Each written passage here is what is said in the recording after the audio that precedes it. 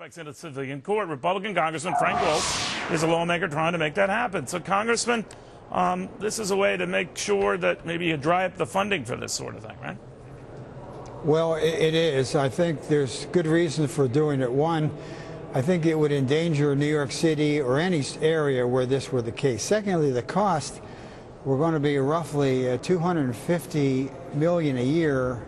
He will be wherever he goes if it's a civilian trial for 4 or 5 years. Miss Sally was in Alexandria for 4 years. That'll take it to $1 billion. The city was asking for $215 million. The Marshal Service was going to buy 17 new cars. They were going to buy a new airplane.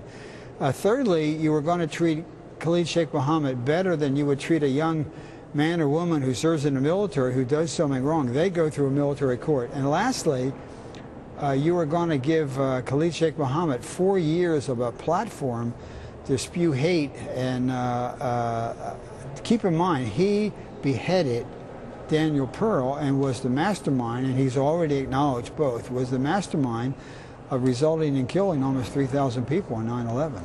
Obviously, you've created some buzz with this. You've got 30-some-odd congressmen to sign on to this, including a couple of Democrats. Do they tell you even privately, Congressman, that they would hope that the president just rethinks the whole Gitmo shutdown thing and that this whole burden could be lifted off of them, period?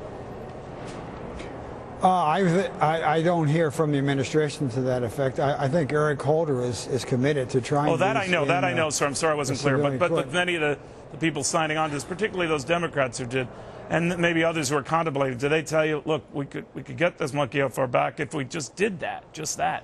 No, they haven't said that. I think most members would not want to see him tried in New York City or in Washington in a civilian court. Everyone knows what he's done. Keep in mind, he has pled guilty, and now he's withdrawn that.